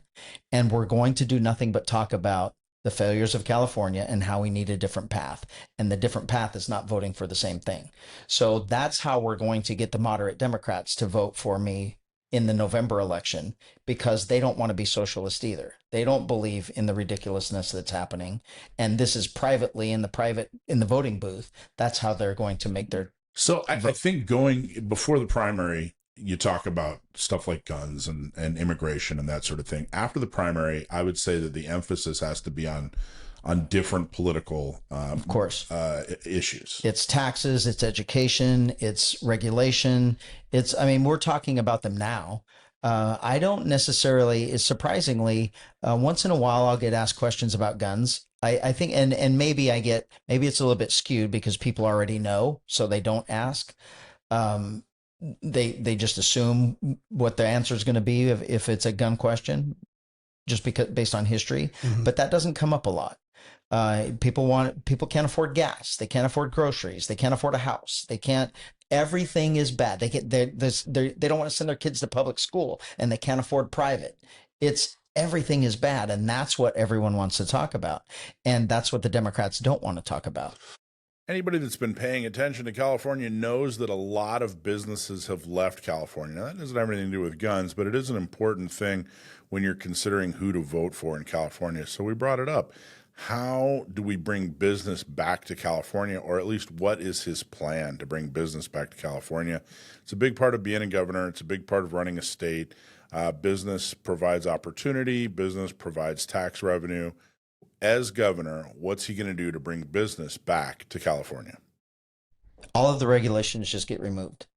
If you ask a business, they're only leaving because of taxes and regulation. So you remove regulation. Any business saying, hey, just wait, be patient because help is coming. I'll tell you, almost everywhere I talk, someone is saying, I own a restaurant, or I own a sporting goods store, or I own something, and I just can't do it here. We're leaving. We're either going to lose my business, or I'm moving my business. I have a good business. We're just going to pick it up and move it and go somewhere else. I'm being recruited by another state. That happens all the time. And a lot of them come up and say, I'm only staying until November. If you don't win in November, then we're leaving. I had actually a co-host earlier today who just started a business here, and she's a 7-figure business already. She said if you don't win, she has to leave. Yeah. She has to leave. It's the regulation and the taxes are just driving businesses out of the state. And the beauty of the fix and how easy it's going to be is regulations just get signed away. Regulations just get suspended. The governor has a lot of power. Newsom could today make our lives better here in California. He doesn't want them better. He doesn't. They like the regulation. The regulation generates fees. That's more money. That's more money for them to abuse. They don't have to save money. They just keep getting more money through the regulatory process with fees. So one of the things that people talk a lot about is when he became sheriff, when Chad Bianco became Sheriff Chad Bianco in Riverside. Not long after getting sworn in, the BLM riots started. In fact, COVID happened, and then the BLM riots started, and he had to face it. He was the leader. He was elected into office, and boom, he immediately had his mettle tested. So he was in the front lines of a potential riot. I mean, leading from the front lines. He wasn't in a command center somewhere letting somebody else, one of his employees, one of his command staff, go and negotiate with potential rioters. He was actually standing there in the front, talking to and negotiating with the rioters. Did a fantastic job of making sure that he and his staff went home safe and that a riot didn't happen that day. Now, what did happen is at one point they said, hey, we're going to pray. This is a tense situation. They were actually trying to, both sides were doing some kind of prevention when it comes to rioting. The BLM leaders were actually saying, hey, we have some problems with some of our folks, and we want to make sure that it doesn't escalate. So all this tension was happening. They said, hey, we're going to pray. So Bianco and some of his folks took a knee to pray. And then years later, people who opposed Bianco for one reason or another decided to say that he bent the knee to BLM. Now, bending the knee to BLM has a very specific definition. It basically means that, hey, you are submitting to them, and that is not what happened. Did he literally get on a knee? Yes, he literally got on a knee to pray, but was he figuratively bending the knee to BLM? Of course not. So we had a thorough discussion on that. I really wanted to make sure I got down to the bottom of it. Reviewing it, knowing Sheriff Bianco the way I know him and from following his career, it just isn't making any sense what people are saying about him. So I wanted to have a nice, long, thorough discussion about it, get to the bottom of it. Unfortunately, his Republican opponent, Steve Hilton, is frankly lying about his intentions and what happened that day. And his lack of character in this situation is extremely disappointing. I've definitely... I'm not a fan of Steve Hilton anymore because of this. I don't think there's any room for this. Smearing the name of a good guy like Sheriff Chad Bianco, you may not like him. He may not be your choice, but there's nothing about Chad Bianco that says he has a lack of character. He was standing there at the front lines while Steve Hilton was sitting comfortably in his living room somewhere. I don't think he has any room to criticize Sheriff Bianco on that. So let's watch the discussion. So just a couple of clarifications of timing and everything else we had been going back and forth because there were minor issues that were starting to pop off. We had told them I had told them going in, it's a zero tolerance. As soon as this leads from a protest into any type of violence, into a riot, we are ending it, and we are going to end it quickly with massive amounts of force. And so they knew that. And so over this 4 hours, and I need to point out that not everybody in that crowd was bad.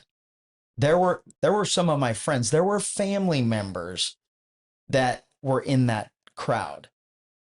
Was I angry at them? Absolutely I was, because that is a crowd fighting against law enforcement. BLM was an anti-law enforcement, what we know now, domestic terrorist organization.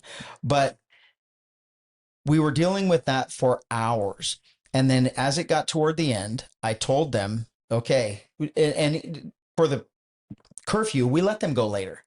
We actually let them go later because it came time for curfew, and it was very, very odd. They knew something was going to happen at curfew. And so it was almost like they were preparing for battle when the curfew happened. Everything got quiet. They're just sitting there staring at us, and we did nothing. We had already told the deputies, we're all wearing radios. So the deputies all knew, just stand down, wait for us to give the commands of whatever it is we're doing. And so then they approached me, and I said, look, you guys everything is fine. Yes, it's past curfew, so we will end at any time. But right now, everybody is fine. There's no violence. It really wasn't even horrific. There's individuals that were swearing and yelling and demeaning us and everything else. But we let them go for probably maybe close to an hour after curfew. And then the first bottle got thrown. And so I pulled him to the side and I said, it's over. It's done. We're giving you this is an unlawful assembly now. We're going to announce it, and then we're going to give you the 20 minutes, and then we are going to forcibly remove everyone. And to be crystal clear and repetitive, when you and a couple of your guys hit a knee, you were down there to pray to God. That's when that happened. They asked me, they thanked me for everything that we had done. Thanked us. They thanked my deputies for how professional their deputies were. And they even made mention of, because we know it wasn't nice to them. It was brutal to them. And I am unbelievably proud of how the deputies handled themselves, because it's amazing that one of them didn't go off to one of those protesters, and it didn't happen. I am super proud of them. So now it's ending. And when I told him it was over, he thanked us, told me what a great job they did. He told me where all of the hot spots were going to happen when we were moving it. He gave us a description of the weapons that were going to be used against us. He told us what the people that he believed were involved, what they were dressed like. And then he asked us, he's like, hey, I know this is going to be bad. Can we pray for the safety of your deputies? But there was nobody on BLM. You don't think he was under the illusion in any way that you were aligning or never, or he knew we were going to get violent very quickly. But as far as going on a knee, that wasn't, he didn't think, hey, they're submitting to us, or they're aligning to us, or they're somehow signaling acceptance or approval for BLM. Was he under any illusion that was what you were doing? Zero. So what he did is he asked if we could pray. I said yes. I said I can't force anybody. So I asked the deputies and the ones that were around there. I said I can't force you. If you guys want to pray, you can pray. He asked the crowd, and some of them, and it was not to pray. It was, we're going to kneel to pray. And some in the crowd were yelling, saying, one person I remember in particular said, I'd never kneel with a murderer, which is referring to cops as being murderers. And it's like, and I even told him, I'm like, come on, that's ridiculous. And so he asked people, and if you look, there were also members of the crowd. When did that ever happen? If you're talking about kneeling to BLM, that wouldn't have happened. Were they kneeling to me? We were kneeling to pray. Bottom line. And there were other political leaders in the following months, locally, federally, who did in fact go on a knee, and they were, by the very definition, both literally and by definition, they were bending the knee to BLM. Right. But that is not what was going on in Riverside County with Sheriff Bianco. And why did we not hear about it for 5 years, if that's what happened? Because at the time, everybody knew what happened. Right. The protesters all there knew what happened. The 1,200 deputies there, or 900, 300 other cops, they all knew what happened. That was not acquiescing to BLM. It was not giving in to BLM. It was, we prayed with them. And then right after that, we physically removed them from Riverside. And let's say it did happen. Let's say that is what you did. That was your motivation, and that's exactly what did it gain you? What are they claiming it gained you? You know, there doesn't seem to be, so people that criticize you and say that you bent the knee, if you did that, you didn't gain anything from that. It's not like, they claimed, they didn't even claim you bent the knee to BLM. You know what I mean? They didn't gain any kind of actual victory on this. because there wasn't they know one. there wasn't one. They know what it was.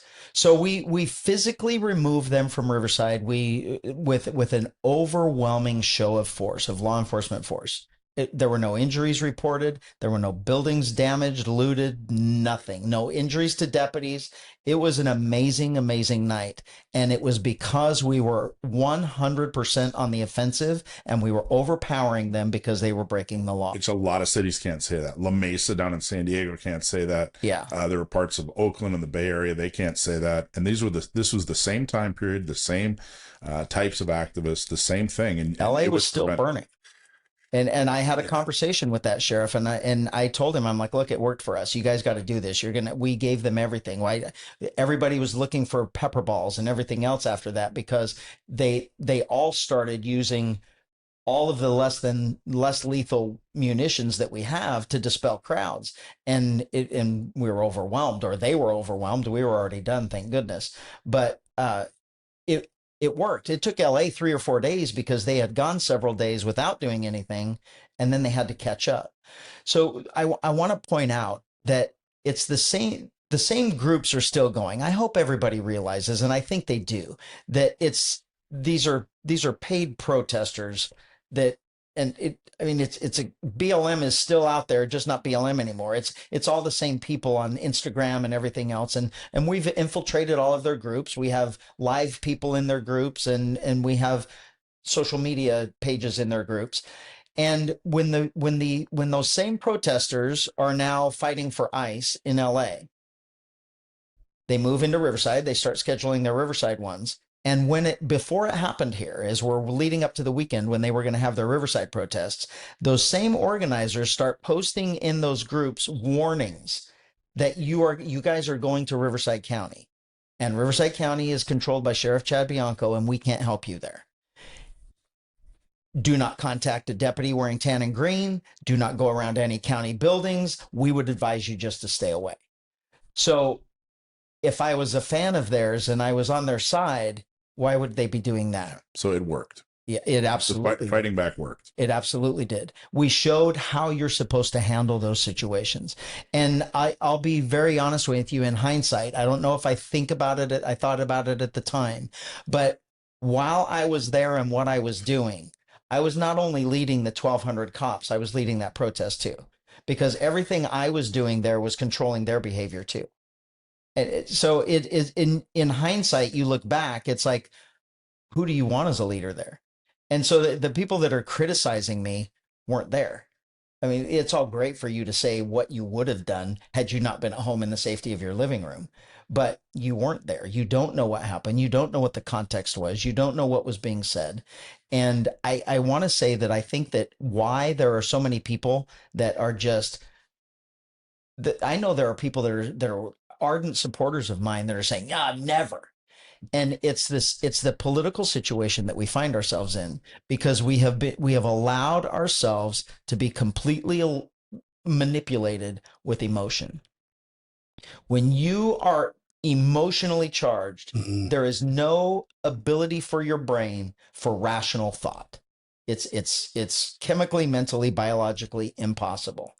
So when you say bend the knee, that provokes that emotional response of, oh, and then you don't even think, well, wait a minute, that completely goes against everything he stands for, what he says. You're not rationally thinking about that.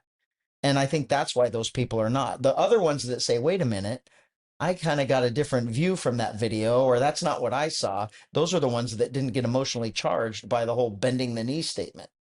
And I think it's unfortunate, because I can give the answer till I'm blue in the face, and then that emotionally charged says, no, he's lying. Yeah, but I think clarifying and separating the reality of being on a knee to pray to God, and the terminology of he bent the knee, I think it's something that hasn't been done thoroughly enough. You're totally correct. And I think the emotion is understandable. I get it.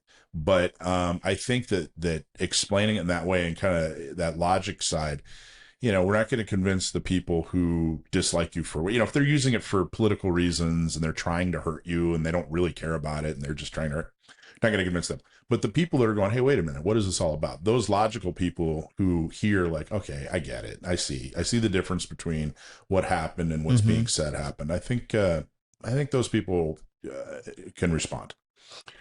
As a former department member, I was there during those times, and I actually appreciated your leadership in that. But what I'm hearing is actually kind of a common theme, not only with CCW and the riots, but you've provided a blueprint for all these other agencies, and they just they fail to follow, right? So you're providing these answers to LA. They continue to burn. So for those that say, like, oh, you're, not suited to be governor, I absolutely disagree. I think you've provided the leadership, not only in Riverside County, but to these other agencies. And I think that you can continue that through the entire state of California. So I appreciate that.